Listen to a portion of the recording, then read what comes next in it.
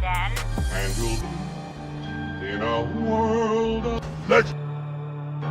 legendary moments will be captured. So stand up, scream, and make sure the boys feel you. And the only thing else I got to say is, how about them Cowboys? Yeah!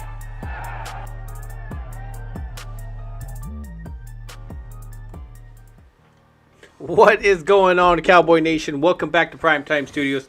Like always, I'm your host, Primetime Phil, and today we're going to talk about, of course, the preview of the Dallas Cowboys versus the Buffalo Bills. Teams that have their history, as you can tell, within the overlay here. But one thing that's definitely with the history is, of course, what's representing down here in Primetime Studios. And, of course, I can't mention that without mentioning Gametime. What's going on, Gametime, Bryan? How you doing, man, on this weekend? I'm doing just fine. How are you doing, man? I see you sound good. You look good. I feel a lot better. You're home. What's up, Mark? My other half not so joking, well, buddy. How are you? He's like trying to take it, but the Godfather in the house. My dog, he's doing good. Yeah, so my other isn't doing as well. So we were supposed to have a company party that we're going to. So of course Bryan and I were like, okay, we're gonna probably have it tomorrow before the game, and so we're like, now everything how it fell. Of course, here we are, making history, talking about history, or talking about what could be history, and of course the Dallas Cowboys versus Buffalo Bills. How do you feel going into this weekend, Bryan? At first, I've been worried about this game for quite some time. I remember being on with Mark, and I said, when we win 5 in a row, not if, when we beat the Eagles and finish our 5 in a row status, then our season, just looking at the landscape, really starts. And darn it, if we didn't do that exact thing, we won 5 in a row. Since the Eagle loss in Philly, we won 5 in a row, and now we're up against it. We're going up against a Buffalo team who's wounded and has to win. But let's face it, I think our team is in a very good state of mind, and they're in a win. I don't think they're even thinking about losing, the Dallas Cowboys. And my opinion about this game has changed drastically. The weather be damned. That's not bothering me at all. What up, 49er pimp? Cowboys will blow out the Bills. Wow. Shout out to you. Yeah, hopefully that's welcome so. to the show. Right now, with how it is, there's talk about conditions in the sense of rain being in there. Probably not until like more of the evening time. So that could be a big factor because obviously Buffalo has a really good running game and they like to stick with it. Keeping the hands maybe out of Josh Allen's, keeping the ball out of Josh Allen's hands would probably not be such a bad idea with all those interceptions. But of course, according to Dan Orlovsky, that's a whole different thing. If Buffalo wins this, of course, Josh should be pushed into that front of that MVP race. I'll be damned with those interceptions, even though the narrative for him last year was, of course, Dak and his interceptions. So it's kind of funny, the back and forth, the political Mark type likes to of call thing. him Dan. What does he like to call him? Dan, you're lousy. Dan, you're lousy. Dan, you're lousy. All right, let's get to the chat real quick. I'm sure you're hitting your buttons. The one and only Ron the Don Smith. I honestly see the Cowboys 33, Bills 13. Welcome, the one and only Ron the Don. Welcome. Haven't seen you here before. Thanks for coming by. I hope you stay, man. I hope you subscribe to the channel. 49ers Pimp Cowboys, what's up? Elena Walker, what's up, sweetie? Glimmer Man. We are in the gauntlet. We are. I see Clemente's over here. What up, my man? Cowboy Mafia. Brad Harris, as always. Coyotes in the house. Mark Holmes. Vinny Hagen stopped in. Yeah, I feel a lot better. What's up, Michael Dana? I feel a lot better now than I did, like I said, when this first came out. I understand. I was telling Phil earlier, this is an opportunity. I'm excited for these next 2 weeks. Yep. I'm excited to play two teams that are good on the road. This is what it's about. This is about playoff football. What are we going to do? You can't just say, oh, well, they're good. It's windy. I don't want to hear it. I think the weather helps us. And you may think I'm stupid, but I do. But anyway, we'll get to that. Thank you. Thanks, the one and only. Thanks, my man. But yeah, Yeah, I so appreciate that. Thank you. Bobby Thank you. Murphy, man, I see you guys got some bad luck, man. I see you guys got some bad luck. Yeah, with Slay Just real going quick, down, a Darius little bit with Slay, man. with What some the knee hell? injury, just be out. He'll be out. Should be back by the end of the season. They're talking about, but of course, this is a critical stretch. Especially with all these teams kind of sniffing right behind you. I mean, you don't want to lose positioning, of course, but I guess getting into the Ultra playoffs Cowboys. healthy, it should be your main focus right now. But yeah, I mean, teams where you thought, My question- hey, this is the easy part of the schedule. It becomes a little bit more difficult when you're suffering. Secondary is already now missing another guy. So, ooh. Yeah, my question to Bobby Murphy and any of the other Eagle, because we got Eagle people in here. Who's gonna slide to the outside? Who's gonna play for you guys? Hey, Lady Libra and JoJo, how are you? Slay, Jurgens, and Cunningham are all out. Wow. Wow. This is I an didn't realize that. opportunity, and listen. That's not good. I don't like to see injuries. We've been there, especially last year. But again, Yeah, it sucks. Ricks Trust or me. Ringo? Especially I when would you say get- Ringo. I hope it's not Ricks, man. Oh Lord, have Eli mercy. Ricks. We liked Eli Ricks in the draft until I really found out, until I listened to a real scout and I realized that he's trash. But no, I don't mean that because he's an Eagle. I just mean his cover skills. So it's probably be Ringo. I don't know.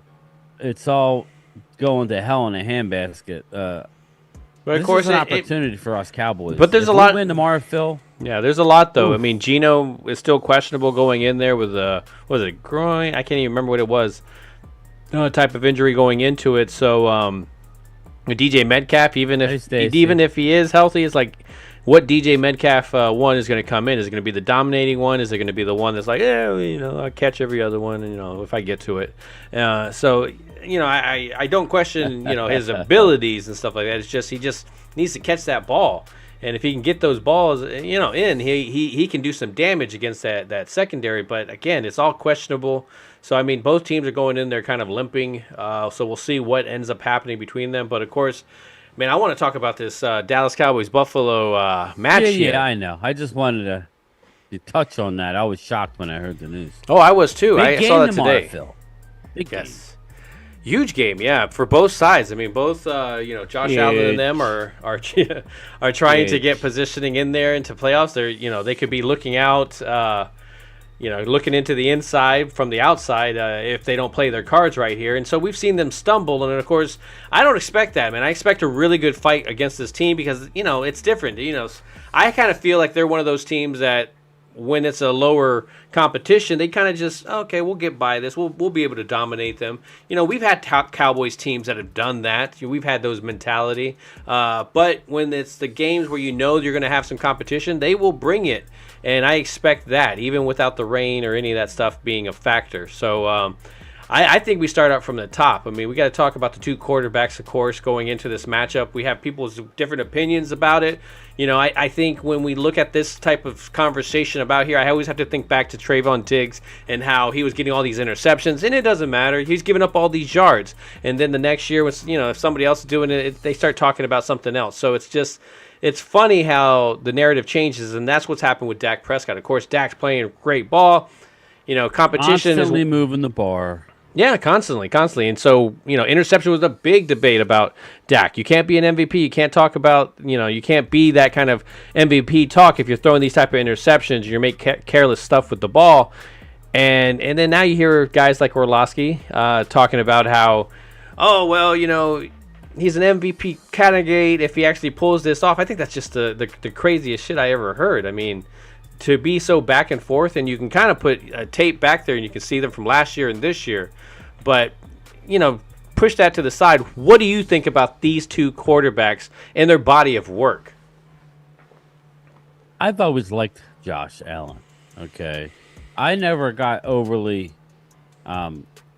worried. I wasn't worried about Dak's interceptions last year because he hadn't had an interception problem. And I was never really worried about Josh Allen's interceptions.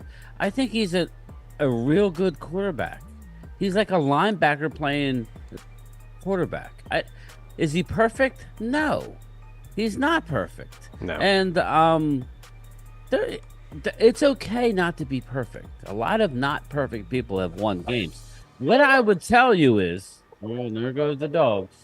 What I would tell you is, Dak Prescott is playing as best as I've ever seen him under Mike McCarthy. Boy, did we hit a home run and get lucky with Mike McCarthy not calling plays in how many years? And now doing what he's doing, and really, really surprised me about how well he's calling the game. Ultra Cowboy, that's true. I think it's, and we'll get into the game and we'll break it down. But if you're matching up these quarterbacks, there's no way in heck you could say Dak's not playing better than Josh Allen. But I still like Josh Allen. Yeah, and I think Ultra Cowboy makes a point here. Me a horrible person. He says Josh Allen is a more athletic Brett Favre.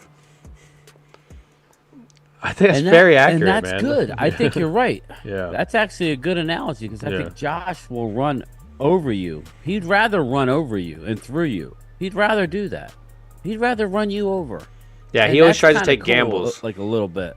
Yeah. Yeah. He's just going to run you over, So that's obviously what we got to worry about, but I don't think we can be totally consumed about it. Mm-mm. Like Buffalo likes to play that 2 safeties deep and make you hold the ball and play safe defense and hope that AJ Epinesa, who's out. Yeah, and then they got what their main linebacker is out as well too, and they've missed him for a while, and it's not been the same. Yeah, you got AJ Epinesa's out, and their main linebacker got hurt early in the year, and Micah Hyde is out. Yeah, and there's their weakness in that defense is the middle of the field. And what do we all know about Dak, man? He loves to attack that middle of the field. And especially with having CD in the slot, and you have Jake Ferguson now doing his thing, it's just a recipe of a lot of recipes. So it's thank you, there Lady we go. Libra. Would you believe I still do not have that It's all about the money, all about the money. He starts to come and then he pulls out. Wow. Thank you, wow. Lady Libra. Wow. That was that Owen Wilson. Wow. I really appreciate that. That kind of just helps me dump money into this to make these graphics and all that work. The programs and stuff that go into it. So, but I really wanted to bring up the history that these teams have. I mean, you're not seeing a lot of history rivalry between these two, but I think when you look at Dak, you look at Josh Allen, this is what kind of, if there's any type of rivalry to these two teams right now, it has to be kind of linked to that. There's always talk about Dak Prescott. There's always talk about Josh Allen. There's a lot of similarities there. How is Josh Allen if you put him on the Cowboys with the Mike McCarthy type of coaching him? Is it a different type? Does he not throwing all those interceptions? How is it if Dak goes over there? So it's just it's interesting when you compare the two. But of course, when you look at the teams, man, I got to give the Cowboys definitely the upper hand. But that offense for the Bills, I think you pointed it out on your stream that they got weapons, man. They got, of course, Diggs. You got Gabe on the outside, right? You got Kincaid. That's more of a wide receiver and not a blocking tight end. Got Cooks with the running back. Calvin's brother, who's scary. And then of course you got Allen. Then you got Allen that likes to run around and stuff like that. So they got weapons. Exactly. And so you look at both offenses, and I think they have a good chance of moving the ball. Yeah. Here's the deal, though. The weather is going to be at least 15 to 20 with 30-mile-an-hour wind gusts. It's going to be rainy, 80% chance of rain. It's going to the game's going to start out in the low 40s, mid 40s, but it's going to go into the 30s. It's just going to be ugly, windy day. And I don't know where you want to start, but I'll just run down a few things if you want, Phil. Go ahead. No, go ahead. I love it. Go ahead. Yeah, go ahead. All right. Well, you got, like me and Phil, before we went live, we were talking Dallas elevated Malik Davis and Carl Davis. Carl Davis, yep. So the Davis brothers. So they're not brothers, but you get the point. So that tells me that you're going to – I was hoping they would kind of activate Deuce Vaughn. Obviously, that's not ready yet. he will be activated at some point. They need more power. I think they obviously. need more power than they need. Yeah, in this weather, slippery field, stuff like that. I like it. I like this move. And Carl Davis was a no-brainer. Expect Mozzie to get increased snaps. Okay, let's talk about that. This is an opportunity. Let's talk about those two. When we talk about Hankins being out, we're hoping that he'll be back for the playoffs, and then we can hold down the fort. But when you talk about the two that you're bringing in there, Carl Davis, if you look at the body of work there, if you don't mind me, I'll break him down a little bit before we talk about him. Yeah, go ahead. When you talk about this guy, he's a big dude, man. He's 6'5", 335 pounds. A lot of what Hankins is, but the problem is the lateral movement is not there. He's more of a trunk, tree trunk, a dumpster. He's just going to be there, a body. If you come my way, I'm going to make the play. I'm not going to go too much to the side. I don't think that's a bad thing. No. Because me and Phil, I imagine you agree with this. I never expected Hankins to give you any kind of pass rush. No, now, maybe pursuit to the ball, okay. I could see maybe that. But really, Hankins was there to take up a double team and allow Osa next to him to then do what he's got to do. Correct. So I'm fine with that. But you are right with your analysis. He's Hankins minus the foot speed, he's a little bit lumbering, but and really when we look at what this when you look at what this team has done in the draft before, obviously those guys aren't here, but Quentin Bohanna was a guy to be brought in just to be that anchor that just sits there and doesn't move, and you can't get the right side of the line to move left if he's holding up that center, so it's just there's a lot of combinations that mess it all up, and that's what you're hoping from that guy. So to get that, they just need to know how to use him. When we switch over to Mozzie, I think that's where it's just I hope there's growth, because right now there's just so much slow reaction to the ball that by the time he kind of gets his hands off the ground, people are already initiated their blocks and he's done, and so I hope that he's learning, but to expect him in his first year to already do that, it's just unfair, because of course he just didn't. He wasn't asked to do that in college. I mean, how long was he coached in college to react and now you have to kind of just clear your slate. So, what do you think about Mozzie in the matchups going into these next couple of games? Yeah, Mozzie is. I mean, he is like a unbelievably strong man. Yeah, his issue is getting off the ball, just getting off the ball, and that's he's asked to do. He's asked to do something totally different than what he did in college. There's sometimes you watch the tape and the ball is hiked, snapped, and Mozzie's still in his stand. Everybody's moving but Mozzie because he's so used to just taking on a double team. But now the NFL is different. So he's getting better, and he's having less and less of those plays where he's stationary and he's getting he's getting off the ball in a timely fashion. Mozzie, this is an opportunity for him as well. Just more playing time. He's going to have good snaps. He's going to have bad snaps. But they're going to protect him at times. But this is perfect. I mean, I love Hankins, but I'm just really thankful that it's not a season ender. And this is an opportunity. Osa is a Pro Bowler. I'm telling you, he's going to make the Pro Bowl this year. He's playing that well. And Carl Davis is an 8-year veteran. To get a guy that big, he's not very quick. Okay, I'm not asking you to be quick. You know who's going to be quick? D. Law, Michael Parsons. All those guys are going to be quick. So I'm fine. But I'm looking forward to him and his increased snaps, definitely.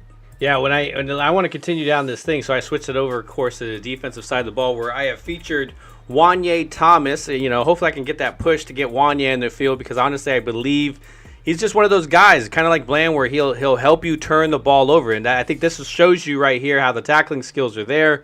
Of course, some of the turnovers that nobody really realized that he had in college as well, transitioning. Dante Fowler, Sam Williams. Right. Oh, yeah. Yep. And so I wanted to really kind of feature that as well. So, I mean, when I look at this defense, they have a chance to really get some turnovers, now, because, of course, Wanye, where do you see him playing? I love Cooker is questionable. Well, that's the one guy who may not play tomorrow. Well, I mean, of course, the safety what would spot. If Malik doesn't play? He has the ankle.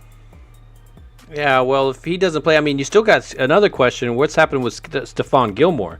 I mean, I hear that he's pretty sick. No, yeah, he's okay. Is he? Yeah, he's Okay. all three of those guys, Gilmore and Cooks.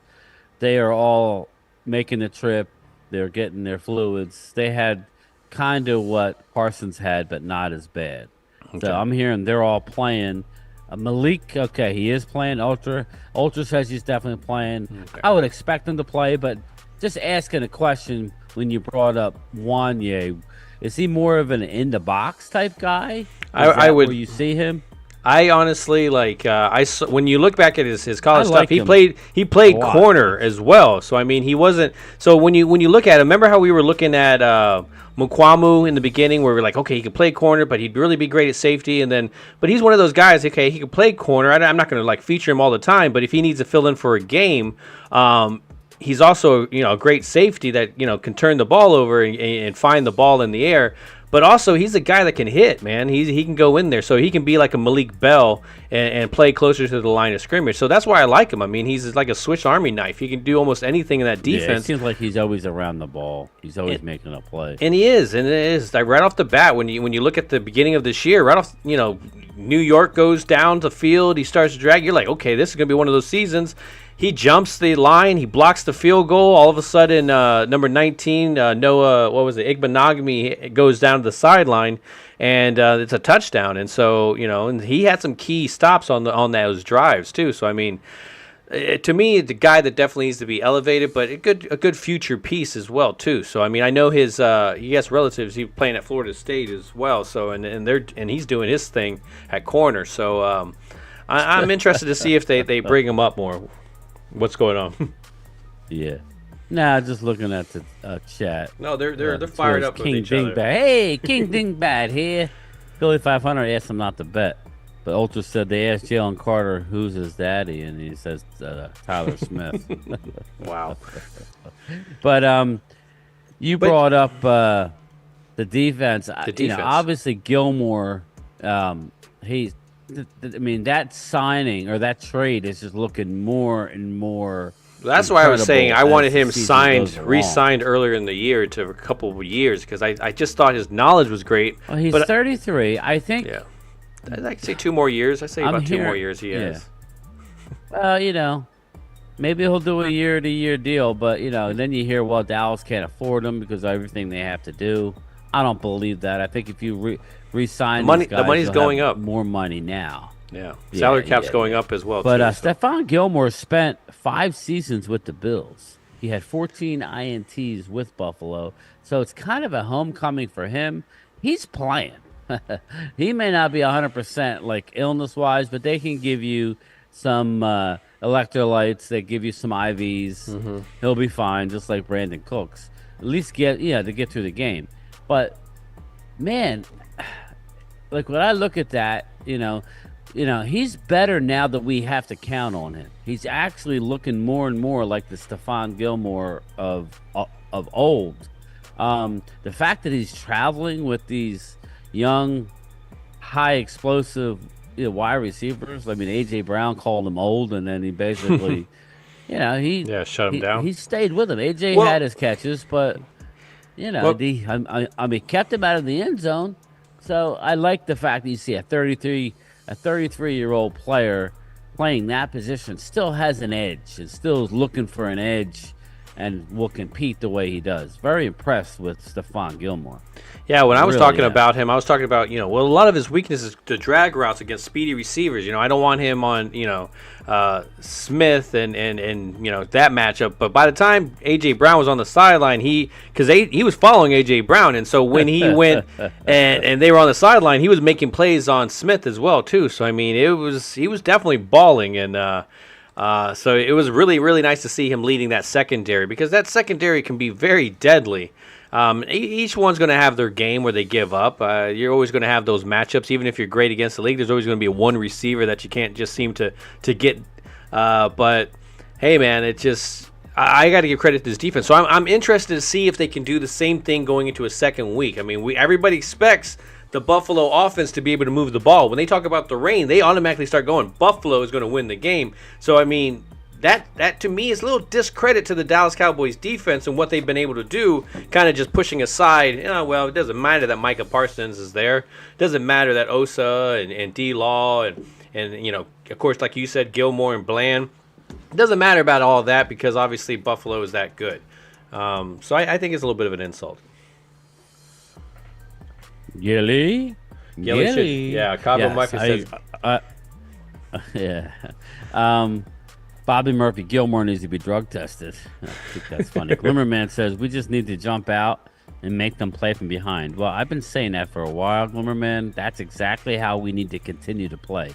They will take a shot. We need wide receiver need to pressure at the time. Yeah, I agree, Glimmerman.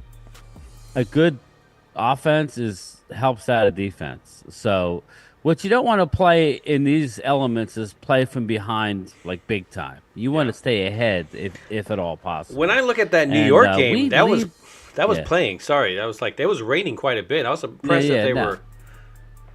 But continue. I'm sorry.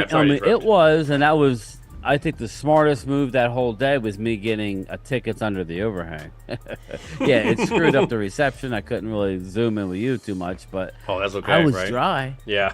But anyway, it was. But listen, like anytime I invest in that kind, I just had a weird feeling it was going to be rainy, and I bought them like a month ahead of time. I got lucky, but yeah. It was very smart. What was I going to say? Sorry, man. I jumped in there because you were talking about the rain game. Yeah, no. Cowboys lead the NFL in points scored with an average of 32.4 points per game. So I don't care what the elements are. We score points. That's what we do. So I think that's smart. I still think I like the idea of taking the ball. I do.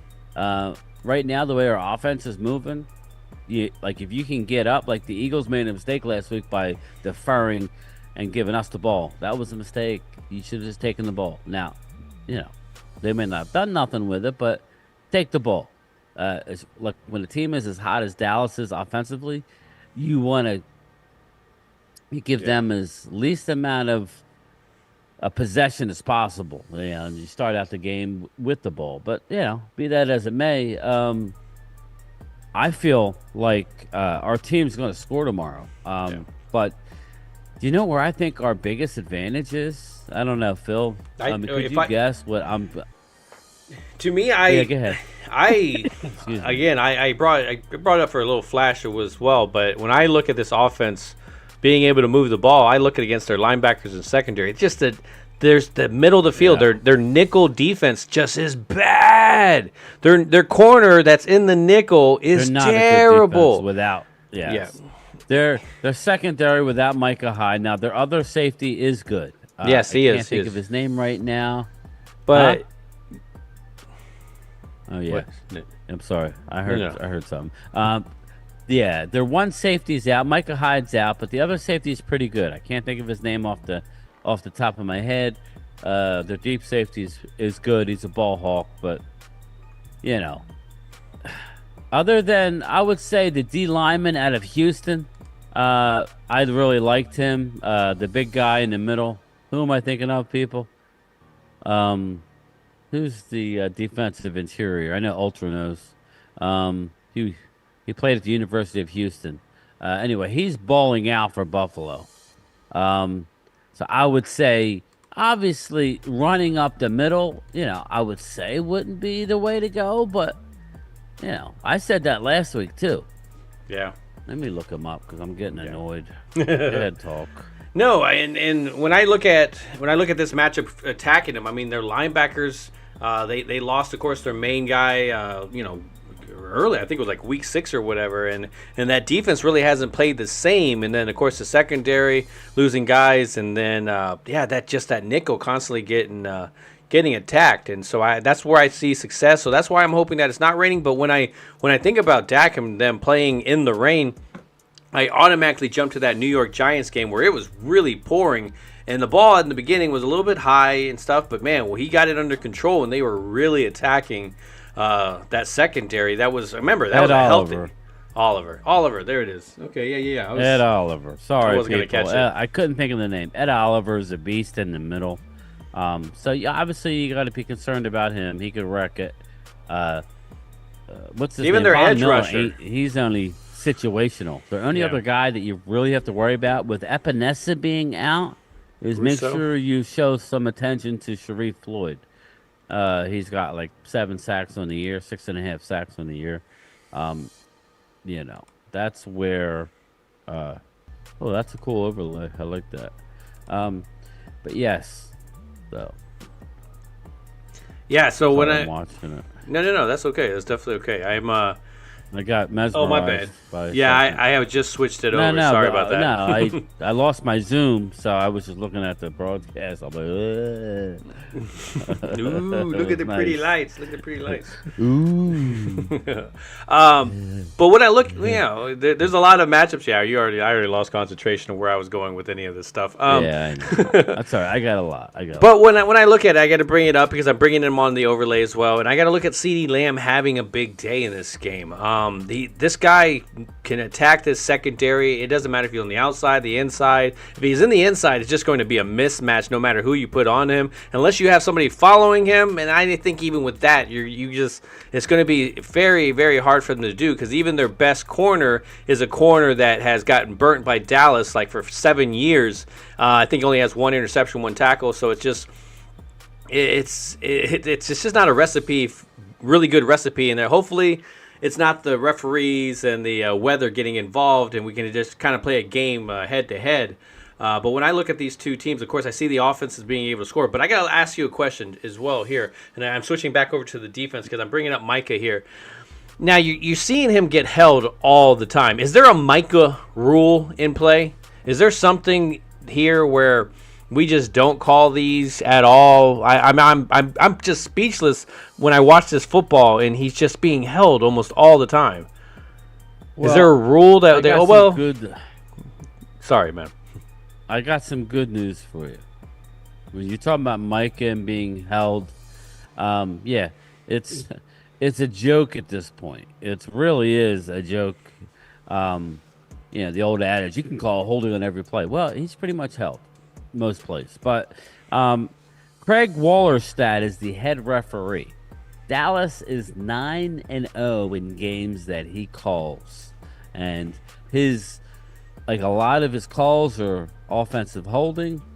And so I think, even though we played a team last week where the referee was 7-0 for them, we are 9-0 under Craig Wallerstedt and his crew.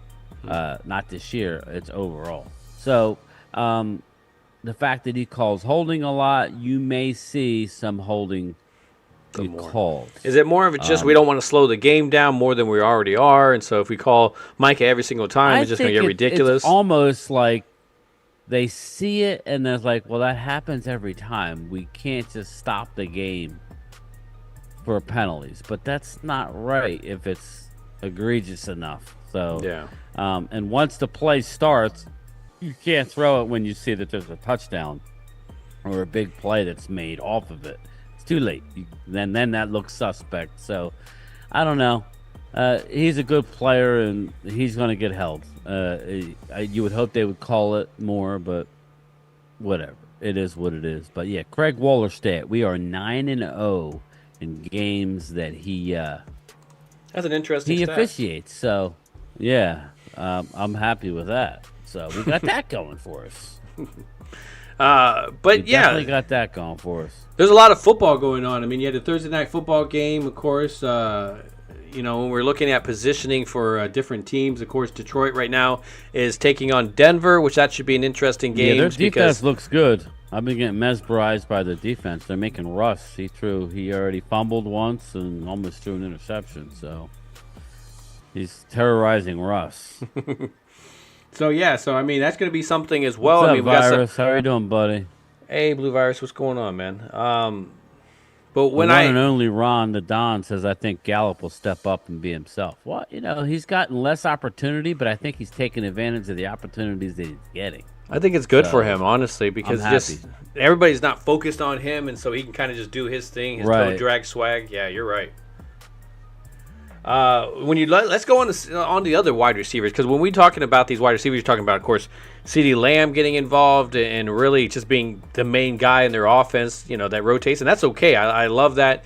Brandon Cooks now being more involved compared to the beginning of the year, which obviously causes the mismatch, because you put your number one on there, and so they've been doing a great job of opening these guys up. And so when we're talking about the middle of the field being their weakness, man, there's a lot of matchups that they can attack. And we talked about, of course, CeeDee Lamb and Ferguson.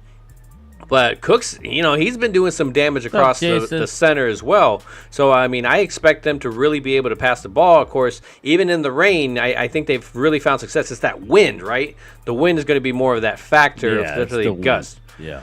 So if they have to switch over and all of a sudden the thing starts happening, how confident do you feel in this running game to be able to take it to Buffalo? Well, I think our running game has been better as of late. Yeah. I expect Tony Pollard to be a difference maker tomorrow. I think between the three-headed monster, I think you'll see the ball in Turpin's hands. I think you'll see CD with the ball. I don't think that Buffalo can stay with us. I don't think their defense is good enough. Everybody's saying, the weather, Buffalo's going to run the ball. I got news for you. If we're up 10 points, they're going to try and throw the ball. And what Josh Allen does is he will put the ball in harm's way. That's the one thing he will do. He will trust his arm. There will be interception opportunities. So we need to stay focused. Obviously, you want to get up in the game, like I said, but I love our running game tomorrow. I think our running game is coming into our own, and we have 3 different guys who can split carries. I really do like and I'd like to get to the turnover ratio. We have a +10. We're second in the league in turnover ratio. A Josh Allen is 9-0 when he doesn't turn the ball over, but.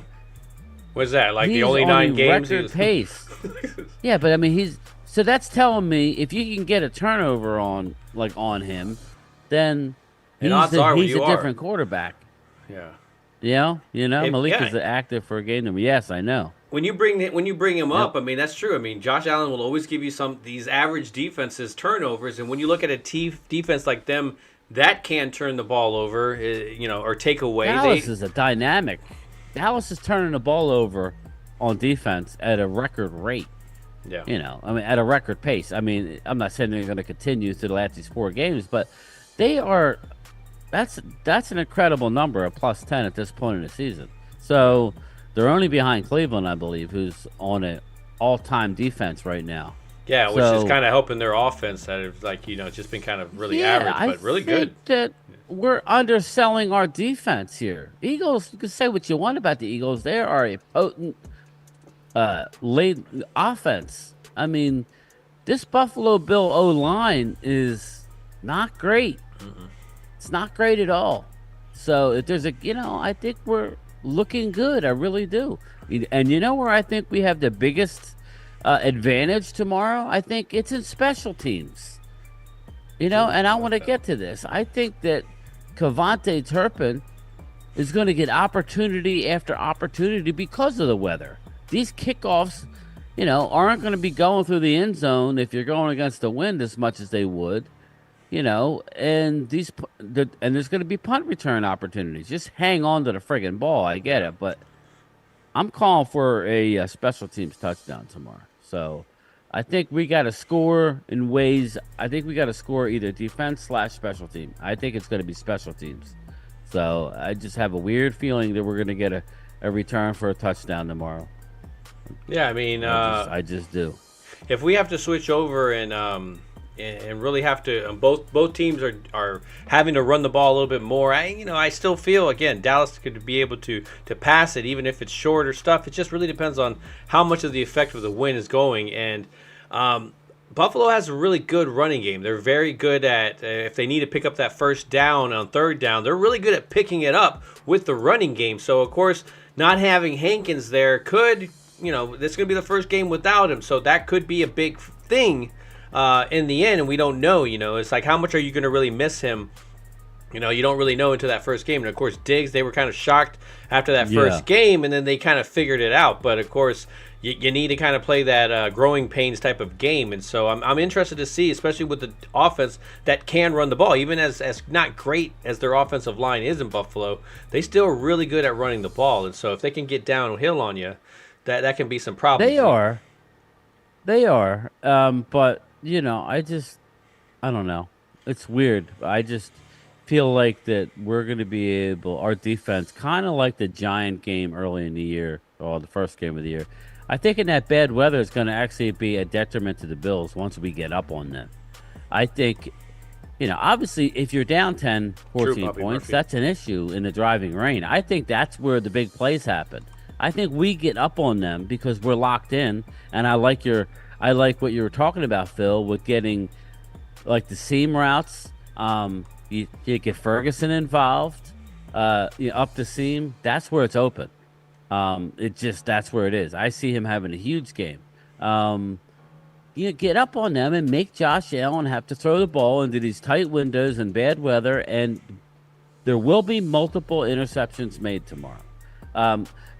What makes Josh Allen scary is if they have a lead and then it's third down, he drops back and he just says, I don't see anybody, and he starts running, and they have a lead, they're draining the clock down.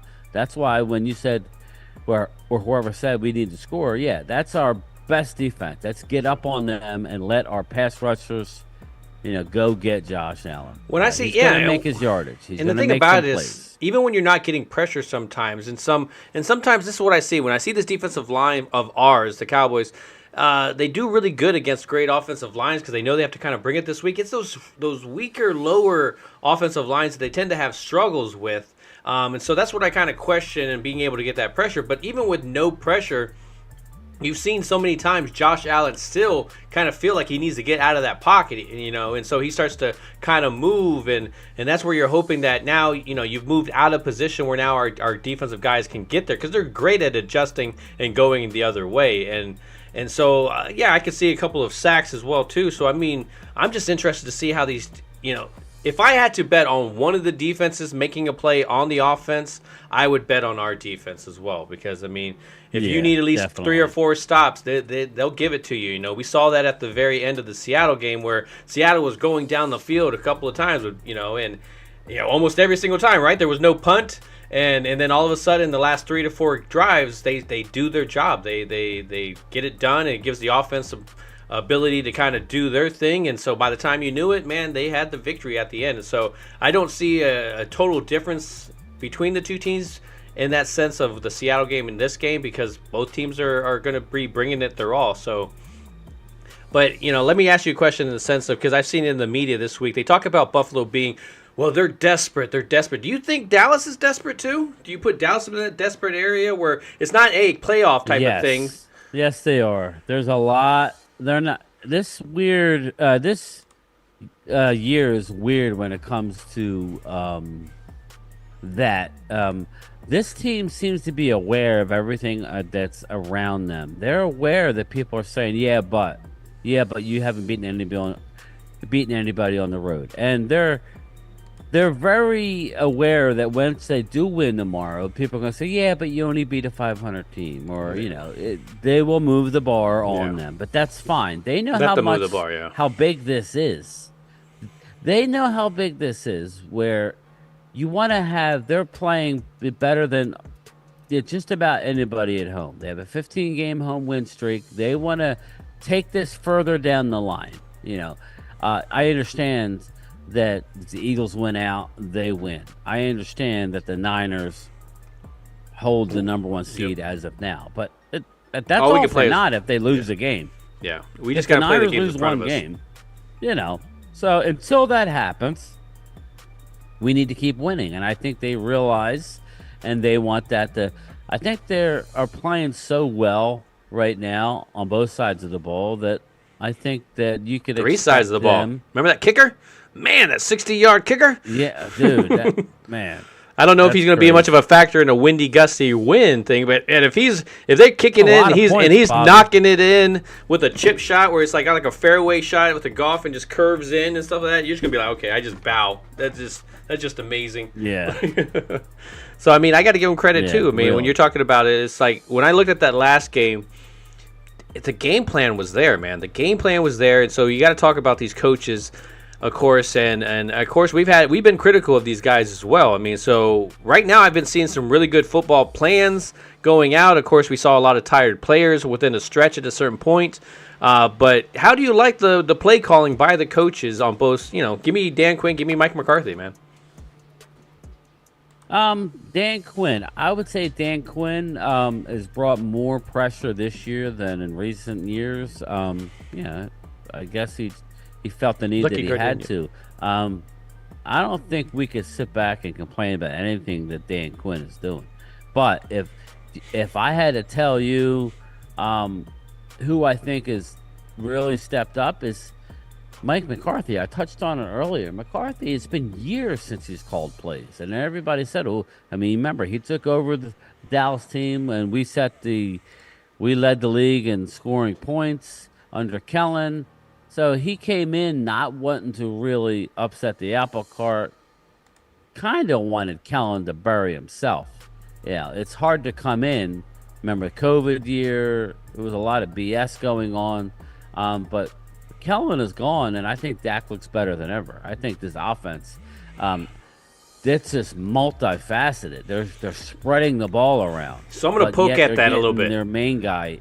Let me poke at that a little bit, and you can come back with a little thing. So do you not agree with what Cam Newton is saying in the sense that Dak is a game manager? Listen, I don't understand that whole thing, honestly. A game manager. Normally a game manager dinks and dunks. Dak's not dinking and dunking anymore. Dak's is throwing lasers through tight windows over the middle. Did you guys see the pass he threw last week with the Eagles, the cornerback draped all over Jake Ferguson, the one where he went for 30 yards on when there was a guy in Dak's face? That's not game manager. That's stepping up and making you throw when it's needed on a third down. I mean, I don't agree with that, but I can care less what these guys say. When I look at it's very annoying. Yeah, when I look at the game manager thing, when we talk about a game manager, we talk about a guy. Look, man, the offense is there, the defense is elite. All you just need to do. Was a game manager. Yes, Trent Dilfer. There's Brad Johnson that won the Super Bowl. There's some guys. Brad Jeff George Johnson was a game manager. there are some guys that were game managers. When you talk about Dak Prescott in any category of the word game manager, you mean that he's managing the whole game. Like he's slowing it down, he's speeding it up, he's running the ball. Okay. You look at that first touchdown last week when they did through a CeeDee Lamb. I mean, that if Dak doesn't move around in the pocket and use his legs, boom, that's not a touchdown. Everybody's covered, and so his just get a couple of more seconds to get somebody open. That was him causing that. Him manipulating the secondary with his eyes and being able to read these defenses and knowing what the defense is lining up and how you can already attack them. I mean, it's a credit to both him and, of course, Brian Schottenheimer and of course, Mike McCarthy. I mean, these guys are doing a really good job attacking, and now that you see the offense kind of implemented, you see a quarterback that's comfortable in the system, and I think that's amazing. And look at what Kellen Moore is doing over in the Chargers land. They just got whooped really bad by the Raiders. So, I mean, it says a lot, man. It says a whole heck of a lot, especially if you can continue doing this. I got to give him credit because I thought the offense was going to be good. What's up? I thought they were going to be good. I didn't think they were going to be this good. So I'm interested to see if they can continue it. I always am, and so that's the only. And it's been amazing. It's been an amazing year from a Cowboys, from a fan, a player and a fan. As a fan watching it, how bad the offense looked early on. Really overcorrecting, and then CD saying, going in a room with Dak with Mike McCarthy, then Mike McCarthy being able to actually change on the fly during the bye week, and then it actually worked. And not only is it working, it's leading the league in points scored and is looking dynamic. And it's just, you basically hit a home run on the fly, which is not easy to do. So this offense, I ain't scared of anybody right now. I'll play the Niners. Now, we may lose, but we ain't all getting blown out to the Niners. I think we go toe-to-toe for a while, and whoever makes the first mistake, and I don't want to jinx it, but Dak has thrown 23 touchdowns to 2 INTs over this stretch. He's got 6 INTs total, but he is on a heater right now. So if he can keep that up, that's impressive. Very impressive.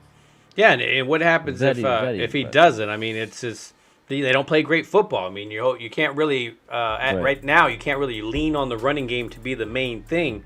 So if he's not playing great, I mean that can be a big factor. But of course, it's your quarterback. It's the guy that touches the ball every single snap, and so it's hard to kind of just downplay any. We've all seen it. You see these quarterbacks, man, going down. You see these backups coming in. There's a lot of bad football being played right now, and so to see this guy really at an elite level, that's amazing. I'm just interested to see again. Can it go into the playoffs? I really believe it can. It's just the rest of the team. Can they follow suit? Can the defense hold up? That's what I'm more interested in. When I look into the story about this game, I look at, can our defense, stop Buffalo? Can they do what they did last week and really kind of, shut the media up a little bit? So I think that's going to be a big, thing in a matchup in this game. So let's talk about some of these other games. Do you want me to break down some of these games this weekend or what? Yes, that's exactly what I was saying. All right, well, let's just go over. Okay, cool. Well, you saw the camera change, so that's kind of. Oh, I changed it a little bit up here, so it was kind of funny. Good timing. Okay, cool. Well, obviously, we saw the Cincinnati Bengals win a 3-point game in Minnesota. I didn't see much of that. And Very then we good saw game. Indianapolis actually put it on the Steelers. Yep, that was interesting to watch. And now we got a 0-0 barn burner with Detroit and Denver. But since it's already started, we'll leave those games alone. But let's move on to. I actually like this game. Green Bay Packers at home -3.5 against the Tampa Bay Bucks. When I look at these, I mean, I was right? Tampa Bay ends up winning last week just because of the misery of that the NFC South, and you don't know who's going to win until the very end. When I look at these two teams, Green Bay's lost, man. That was a little heartbreaking last week. So to me, I feel like Green Bay is going to play a better game than what Tampa Bay is going to, especially at home. So I got to go Green Bay. Yeah, I like Green Bay. It's probably going to be cold. I like Green Bay to bounce back at home. Jordan Love plays really good at home, so I expect that to continue. But and the line's small enough to where I don't think Tampa Bay is in it. But who knows? But I would take Green Bay as well. Next game is the Tennessee Titans -3 against the Houston Eastside Herald Texans without C.J. Stroud. He's sitting out tomorrow. Wasn't Houston just lost the heartbreaker last week? -3. Yeah, they did. Yeah, so I mean, like when I look at Tennessee, I just don't see them as a complete football team, but they're playing some pretty good football as of late. Their young quarterback feels like he's got a little bit of a rush now. Whether he'll get a little bit over his head, we'll see. I want to pick Houston in this, but Tennessee being the team and the way that they're playing, I'm going to probably pick Tennessee. Yeah, give me Bo Callahan and a.k.a. Will Levis and at home. He looked really good last week. He did. Yeah, just give me Tennessee. I don't know if that'll continue, but yeah, it is. Yeah. I think it's just a circumstance thing. I think they win. Next game here, obviously, it's got some implications for us. Primetime is looking to possibly go into this game next week, but the Miami Dolphins are at home, -8.5 against the New York Jets. Man, we were talking about this team and Tyreek Hill, and when Tyreek is not in this lineup, man, this offense kind of just, when they lose one star, let's just say that when they lose one star, whether it's Tua, whether it's is their wide receiver, this offense kind of just falls apart. And so everybody's back, so I expect him to really put on a show and be able to do that. But hopefully he don't stub his toe on the coffee table in the morning, because that offense won't be the same. And so, but I got to go Miami just because, just too much for that Jets defense. Yeah, I think they blow out the Jets tomorrow. I think they get up and roll. But it's an interesting game for us to watch because we play Miami the following week. Is Tyreek going to play? I was telling Phil that I hope that he does play because, Yeah, I want to That's be a worn out. muscle injury, I want. right? I want. Is that yeah, what that was? Yeah, he's had a couple of different things. He has his hand. He's walking around with a lot of pain. But I mean, he's a trooper. I mean, he reminds me a lot of Amari Cooper. Just a baller, man. When it comes to it, doesn't matter how much pain is there. He's going to try to play. So yeah, we'll see. Yeah, we shall see. Ugly game, but interdivision game. Carolina Panthers at home +3 against the Atlanta Falcons. So far, me and Phil have been in lockstep together, which is kind of scary. Yeah, it is. Maybe this is where we go our separate ways. But I gotta go Atlanta. Carolina +3. I gotta go Atlanta. I tried to give Bryce Young. Yeah, I tried to give Bryce Young some credit last week, but man, he just come on. If you weren't gonna do it last week, it's definitely not gonna go this week. I gotta go. Atlanta's playing better ball. Riddler, he's doing his thing, man. He's running around playing some football. They're bringing out the dirty bird, and so hey, Calais Campbell, good job to you. But I got to go Atlanta on this one. Yeah, me too. Atlanta Falcons, give me the points. Lay the points on the road. Carolina is in line to get that top pick. If not, yeah. Well, don't they get to Chicago, right? So. Chicago's in a great position that's right crazy. there. Crazy. Chicago could make the playoffs potentially and still get the number 1 pick. Next game, speaking of Chicago, the Cleveland Browns -3 at home. I'm surprised it's only 3. Well, Chicago's been playing good ball, man. Chicago. Chicago's been balling. Like they've been actually slinging it downfield. DJ Moore is questionable going into this matchup. I think if they don't have him, I don't see them winning this matchup. But even with that, man, this one's a hard one because they both have some defenses that are playing. I wouldn't bet anything on this one, but if I had to really push, I'm going to go Cleveland more than I go Chicago. Yeah, I'm going to go with the Browns at home. Okay, so still. I think the writing on the wall is on the wall for Justin Fields, so he's pretty much auditioning for whoever wants him next year. I think they get rid of him, or they hold on to him. But why would you? If you're gonna, I think they draft the quarterback out of USC. But that's just my early draft forecast. I'll take the Browns at home. Next game here. This is an interesting game. The line has gone down a full point. New Orleans Saints -5.5 against the Danny DeVito. Tommy DeVito, New York Football Giants. Tommy Cutlets. When I look at the teams and where they're at, I just think New Orleans is a better team. New York is playing some inspirational football, but I can't jump on that bandwagon, man. Right now, it's just I think they can beat teams and stuff. The way they're playing, especially, I'm gonna give it to the Saints, but it's not by much, man. It's not by much. Yeah, give me the New York Giants and the points. There I we think go. Tommy Cutlets keeps it close. Giants are on a roll. Giants are getting ready to play the Eagles 2 out of 3. That's a tough spot. You might lose to Tommy Cutlets, Twist. You may lose to Tommy Cutlets. But I doubt that. I'll take the Giants and the points. They're hot. They're 3 in a row. Daboll's got them playing. Saquon in a dome. I like it. I don't know why. I like it. I think David Carr stinks. Yeah, he does. It's hard to argue that one. That's why I just had to get that in there. Yeah. And I just think he stinks.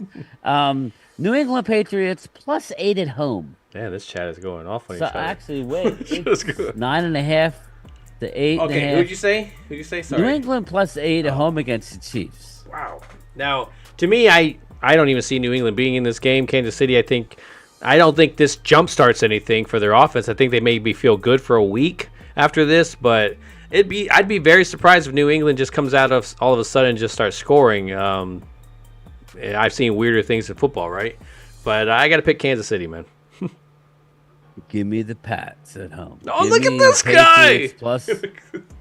Give me the Patriots plus the points. Kansas City stinks.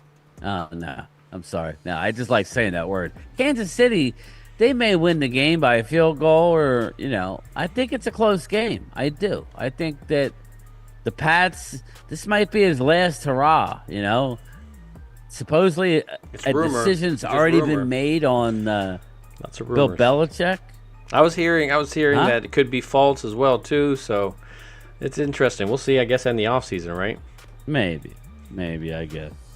Give me the points. The Chiefs are struggling. And they're I probably going think to the be pissed Chiefs from win the last game. week. I just think that's a lot of points. Yeah. So, yeah, maybe they win by a touchdown and we eke out a victory. Give me the points. Arizona plus 11.5. It started out at 13.5. Now it's kind of hovering between 12.5 and 11.5. A lot of line movement. At home against the 49ers. Arizona, interdivision game. What says you? I just think 49ers are playing some really good football. I mean, I didn't expect them to lose the 3 in a row. Let's just be real. If I was to pick those games, I probably would have picked 49ers in each one of those games. That doesn't mean you can't be wrong in interdivision games. You know those things, man. They're tough. And if any team knows you, it's the team that plays you twice a year. And they're building they're building their whole team In to Arizona, take which you is an on. odd place to play. Yeah, they're going to take you on. They're building their Arizona's team an to odd win the place to division first, and then they're thinking about the rest of them. So if any team's going to beat them, I guess it would be Arizona, but I wouldn't bet my mortgage on it. So I'm going to go San Francisco. But would you? I'll take the points as well. Interdivision game. Give me the 12.5 or 11. It's right around 12. Give me the 12 points and Arizona at home. I think Arizona has something for the Niners. I think the Niners ultimately That'd win be the awesome. game. Yeah. I do. Yeah, I but, mean, I think that it's So a I guess close. it's always I think it's a close interdivision game. They're playing better. Arizona's playing good right now. So I think that they got a little something for them. What's So up, Jeff Lee? we shall see. Everybody's taking the Niners, but I like the points in that game, and I think it's maybe Arizona chokes at the end and Niners win, but give me the points. This is an interesting one here as well, too. Rams fighting for a playoff spot. Rams minus 6.5 at home against the Washington left hand up Commanders. Man, this one's I'm going to go with the toss-up. Rams. I'm going to go with the Rams. That's kind of where I'm leaning more towards I could because be totally wrong. yeah, I could see Sam Howell kind of putting it together against the Rams team, but when I really dig deep into their roster, I got to give the Rams the upper hand. I mean, they just seem to have a better roster. They What's have up, more of an Weed? attack. They're at least they won a Super Bowl not too far off into the distance. That Yeah. their offense is somewhat still there, and they've got a good pieces of some puzzles with their passing game. So I got to go with the Rams as well. Yeah, I think you have to go with the Rams. As much as I think the Commanders could possibly, I mean, it is 6.5, but just give me the better team fighting for a playoff spot. That's where I would go to. We'll skip over obviously the Cowboy game and go right to the Sunday night affair. Jacksonville minus 3.5. This is actually a really good. That's a good game. Good game. Jacksonville minus 3.5 against the Ravens. I think it's a great situation for Jacksonville to kind of show the nation, hey, we're a legit football team, and we're going to try to really take on a number 1 seed in Baltimore and kind of ruin their whole thing and make it a little bit more of a hunt for that first seed. I could see this happening, just especially since they're at home. Trevor Lawrence has played better in these type of primetime games. So, weirdly enough, I'm going to go Jacksonville on this matchup, even though Baltimore is the better team. Weird you say that. That's who I think as well. I think Jacksonville gets the job done in a close-fought game. Doesn't matter. You're getting points. Give me Jacksonville. I think Baltimore is really, really good, but I think Jacksonville is desperate. And I don't know. That's a tough one. On the surface, you say, oh, Baltimore. But I think Jacksonville has a little something for them. So give me the point. You give me the 3.5 at home. I'll take the Jags as well. Which brings us to one of the games of the week. It's Monday Night Football. Seattle Seahawks are a 3-point home favorite against the Philadelphia Surprising. Eagles. Now, I'm surprised there. the line didn't really change. That Slay's out. I don't know what that means. Does that mean Slay? Listen. If Geno Smith Brad, plays, holy I don't cow. know that it's. What happened? Brad's like Seattle Seattle by by 45. I love Seattle in that game. I love them with big play Slay. We just saw Seattle. They're one of the more talented teams in the league. They are. I'm sorry. They just are. They were going to probably win regardless, but without Slay, if Geno plays, it's a wrap. If Geno don't play, Eagles have a shot. So give me Seattle plus the 3 at home.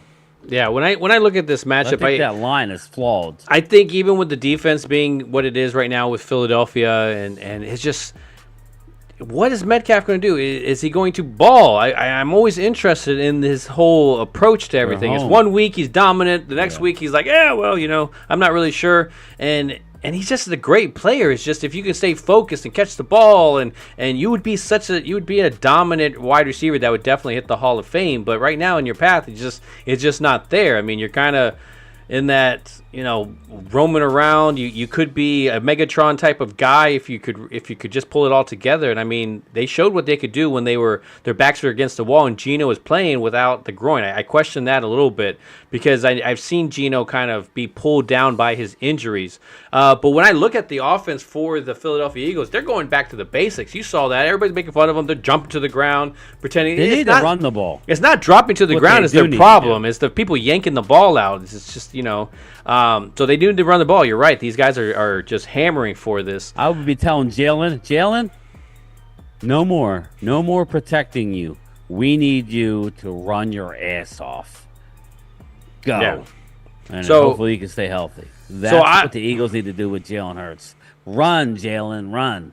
I don't think it'll be Eagles that will be winning this game, but I don't think it's going to be. I think it's going to be more Seattle losing this game, and so I got to give Philly this matchup. But it's just because I just don't think Seattle is ready for it, they play some pretty good things, but they seem to be licking their wounds a little bit from some of these matchups, and so Philly likes to play some physical ball, especially if you're going to try to run towards them. So I mean, if you can see the same Seattle team that played us. Yes, Eagles have no chance, but if it's not, which I think it's not going to be, I got to give it more towards the Eagles, man. Yeah, I'll take Seattle. Kenneth Walker's going. He's playing. He's a beast. You got Zach Charbonnet. You got the three-headed monster with Tyler Lockett, Same here, Blue. Metcalf, and Jackson Smith and Jigba. They can find some. I just think that 12th man is going to be loud. And I think that's the key. I was going to thank you. Rush. Thank you, Brian. That's exactly because Lane Johnson, his problem last week, the reason why he wasn't able to just do his thing, he had to watch the ball. He actually had to watch the ball instead of jumping. Go ahead. Did you see the sounds of the sidelines, Phil? How loud it was in that stadium? Yes. And it was ridiculously loud for AT&T. It's about friggin' time we got a home. It only took us 20 years to get a home. Now, not that we've never had a home field, but we've won be real. 15 in a row. It's a legit home field, which is why I said that reason and that reason alone is going to get you up for all these games. If we lose, then we'll probably go in a tank and lose again, and then just be locked into the 5th seed. I don't think we're losing, Phil. But anyway, let's get to it. We've built it up long enough. Dallas, it's now down to a minus. The Bills are now down to -1.5. The line's going down and down and down. -1.5 Buffalo against the visiting Dallas Cowboys. What do you think? So when I look at these two teams, of course, man, fighting for their playoff life or spots in general, I think you got desperation on both sides, but I don't think it's enough to where you're going to play sloppy ball. I think you're going to see some really good football. It's going to be nerve-wracking. It's going to piss you off. It's not going to be the games we want to see. Hopefully it is. Hopefully they prove us wrong because when we said this before, they really smacked the offense, the defense, and everything around for the other team. So. But when I look at these two, I mean, I expect it to be a slugfest, back and forth, close game. But when it comes down to it, I believe that our defense can definitely stop them in a couple of drives, get some turnovers, whatever it is that'll sling the momentum our way, get us ahead, where their running game isn't such a big factor as everybody's kind of bringing it out to be. So I think Dallas will win this game because, when I looked at this matchup earlier in the week, or earlier in the season, I saw us losing this game. I've seen Buffalo up and down with these different teams, but when I've seen them play really elite offenses, they have problems stopping them. And I have to give Dallas that props right now. They're a very elite offense that can move the ball, and Buffalo is going to struggle with that. It's just how much can our defense kind of handle them is going to be the main story coming out of this. So when I see us winning it now compared to then, I mean, it's my just seeing this two teams play and how they're playing, even with the whole rain and everything. I got to give Dallas the advantage, and I'm going to go 34-24 final score. Wow. Dun dun dun dun. I think it's funny because I was listening. Incredible. I was watching one of your broadcasts earlier in the week. He goes, "If I know my partner there, he's picking a loss," and I'm just like, "Man, he knows me so well." Like I was originally. That's I was, but the reason why is because I feel like not very confident. I felt like we were going to lose one of these next two either. games. Like, and if I had to pick between Buffalo and Miami, not winning that game, I would probably go more towards the Miami one than Buffalo. I just think we're a better team. Yeah. I think the opposite, actually. I think my original thought was we win in Miami and lose in Buffalo, and that still could be. But I had a vision. There he is, the Mystic. The Mystic. I had a vision, then I realized it might have been the Mystic entering my dreams and giving me visions of outcomes of games. And the Mystic, I have not activated him. I don't know if that's a sign that he wants to be activated. I'm not activating him. We're on a winning streak. My son said, "Oh my God, we haven't put the jersey on the dog in at least 3 weeks." I'm like, "Yeah, we've been winning. The dog will not be wearing the jersey anytime soon." Mm-hmm. But between the Mystic and the visions I've had in the last couple of days, popping into my head about what the final score is going to be, how it's going to play out, I think we have a decided advantage on special teams.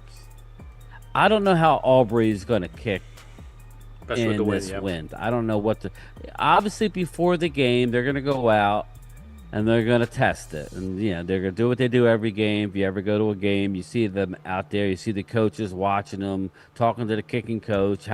What's his distance? What's his range going in this direction and that direction?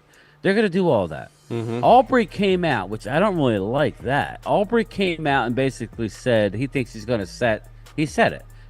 He's going to set the NFL record. He's made all 30 of his field goals. His confidence. I don't know what the record is, but it's very close. But he is very, very confident. Yeah, I want my kicker to be confident. I'm okay with that. Making field goals. Yeah. Yeah. Oh, yeah. I see him. Yeah. Even if you're curving it and stuff like that, I can see it. I don't see him slipping up. The way he's locked in right now, it'll happen at some point. Yeah. And it may be tomorrow night. Maybe the wind takes one, but he also has a chance of kicking one with the wind from upwards of 70 yards. They said he kicks them at 70 yards in practice. So, who knows? But I think we have a decided advantage on special teams. I think Kavontae Turpin is going to be able to return some kicks tomorrow that he wouldn't normally have a chance because of the winds, and I think he's going to get one. He's finally going to return one. I was hoping Deuce Vaughn would get some run at kickoff return. That's why I was hoping they would activate him, because I think we're going to be able to return some kicks, and he's really good at it. So I would kind of like to activate him too, but I don't think they'll go with 4. So here it is. We're going into the box. This was a tough one for me to pick as far as the score. Yeah, I agree. I could see it anywhere. I mean, these teams are very. I literally was all over the map. It was all for Dallas, but I literally did it 3 times, and I'm like, oh, shit. I really don't know. I don't have a feeling, but I think we're up fairly big, and I think Buffalo scores a touchdown. I think the final score is Dallas 27, Bills 20. Dallas +2 and under the 49.5. I think they score 3 touchdowns and 2 field goals. And I just think that Buffalo's not going to score many points. I don't see Buffalo going up and down the field. They can run the ball at times. They'll get a couple touchdowns. And they'll probably get a couple field goals. That's where I get in 20 points. I think Dallas scores 1 on special teams. Dallas scores 2 regular touchdowns, but it's going to be a sloppy game, a few punts. But like I said, I think we get a punt return for a touchdown, and maybe we get 1 touchdown and we get a scoop and score. I think we harass. I think there's Josh something right Allen there. in I the think their second half. linebacker. I feel like Damone Clark, kind of like something happens there in the center. He's able to pick one off and take it the other way. Just a guy that you haven't heard from that would kind of just make defenses go or offenses go, oh, now another guy we have to kind of worry about. Yeah, and I could see us getting to 40 if we have a defensive score. If we get up in the game, Josh Allen is going to give you something. He just will. Deron Bland, I don't think he'll go pick 6, but look for him to get like an interception. I think Gilmore is locked in.